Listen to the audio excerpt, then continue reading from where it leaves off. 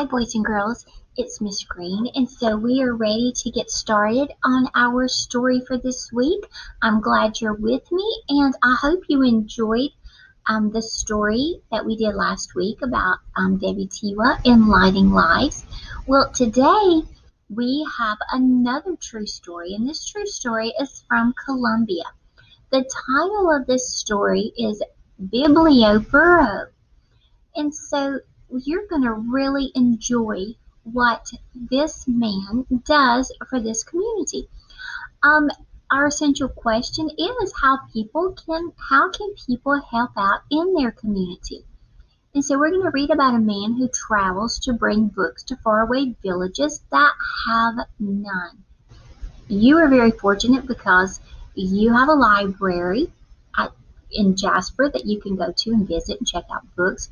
You have a wealth of information through Epic and Mayan and different ways that you can get stories just at the touch of a fingertip. Well, a lot of kids are not like that, and they don't have that. And so this is a story, and that's something that really troubled this fella, and I want you to see what he did to help these kids out. Now, we are doing a narrative nonfiction. Our skills, again, we are focused on author's purpose and why an author writes a story. Why did it? Is it to entertain, inform, or to persuade you? So we're thinking about that. We're asking and answering questions as we read. If we don't understand something, go back in the text and find out about it.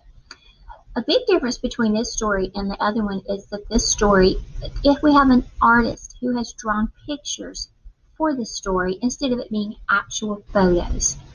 All right, so as we're thinking about this, we're going to be thinking about clues to help us decide why the author wrote this story.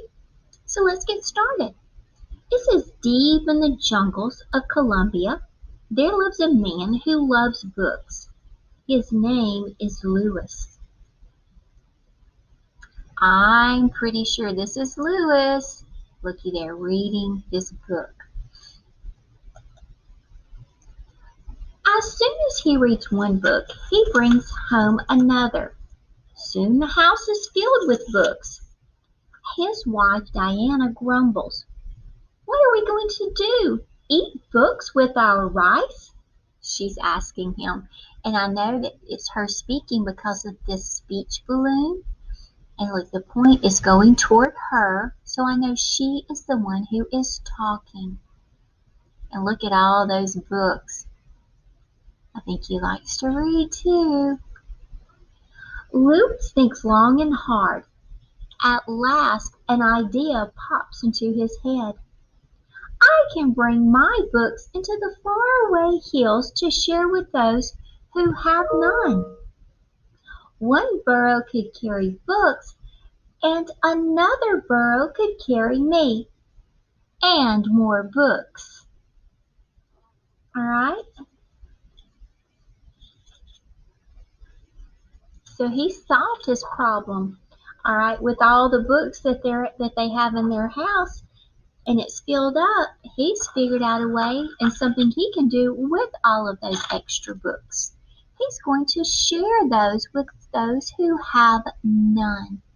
What a great idea. Louis buys 2 sturdy burros. He names them Alpha and Beta. He builds crates to hang on their backs and paints signs. Biblioburro, the burro library. Then Diana fills the crates with books. All right, so why do you think that those crates, why do the burros need to be sturdy? Why do the burros need to be strong? Well, because there's going to be some awfully heavy crates in those books, and so those burros need to be very strong and sturdy and be able to carry those books, as well as Louis as he travels to give them away. So sturdy. I wonder if you've ever used that word before. Try it out this week. Every week, Louis and Alpha and Beto set off across the countryside to faraway villages in the lonely hills. This week, they traveled to El Tormento. Alright, so they're traveling, and why are they traveling? They're traveling to give away these books to people who have none. So right now, one of the clues with the author's purpose is Lewis travels to faraway villages to bring books to people. So that's a fact, that's a detail, that's information about him. It's a clue. When the sun burns high in the sky, Lewis and the burro stop at a stream to drink the cool water. After they have their fill, Beto balks. Lewis pulls and pulls on Beto's reins, but Beto won't budge. The children are waiting for us. Lewis says that you can see the speech bubble. His speech balloon is coming toward him. At last the burro gives in and steps across the stream. So if you didn't know what the word budge meant, you could think about synonyms or words that might when he says that he won't budge. Just think about what that might mean. You won't give in. You won't move. That he's being kind of stubborn, isn't he? But he was probably just tired and just not ready to go yet. But you can see the big load that they're carrying. Those are the crates that they made. And look, they are filled with books. The biblioburro continues on its way over the hills until at last Lewis sees houses below. The children of El Tormento run to meet him. So it has taken him a while to get there. And when the author says right here, until at last, finally, he has traveled and traveled and traveled to get there, to get these books to these children. It wasn't just like hopping in your car and running somewhere, so they had a long way to go. And look at the children. Don't they seem excited? Lewis insists on reading a story before they choose books to borrow. Today I have a surprise for you, he says. He reaches behind the books and he pulls out a bundle of masks, little piglets. Put on a mask and I'll read you a tale about pigs. What story about pigs do you think he's going to read? What do you think? Do you think it's going to be the tale of the three little pigs? Those boys and girls probably have never heard that story before. And look, they're so eager to put the mask on. And look, sitting there listening to every word. Once upon a time, he says. How exciting for them.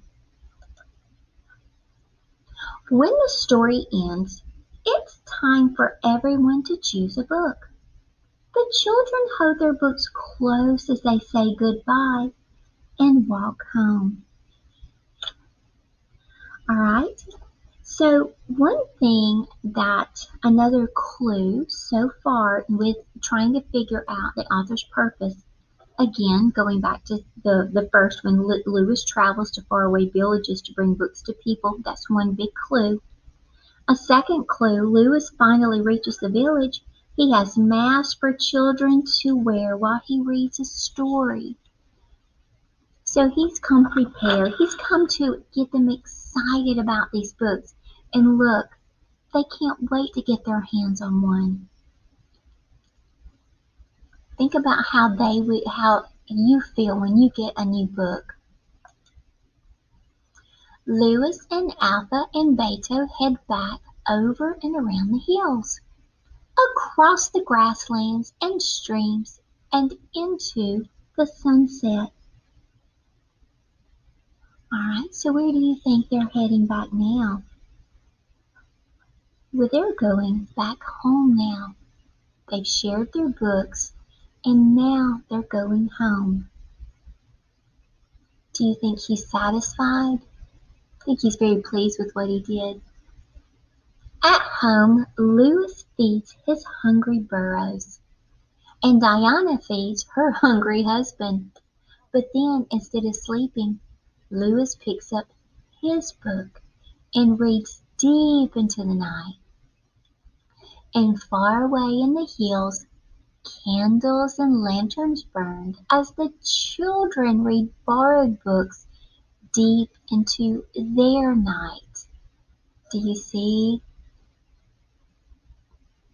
the little houses? And they've got the little candles lit inside, and so as he's reading, the children are reading. What a good story. I love that story. Alright, so think about this too.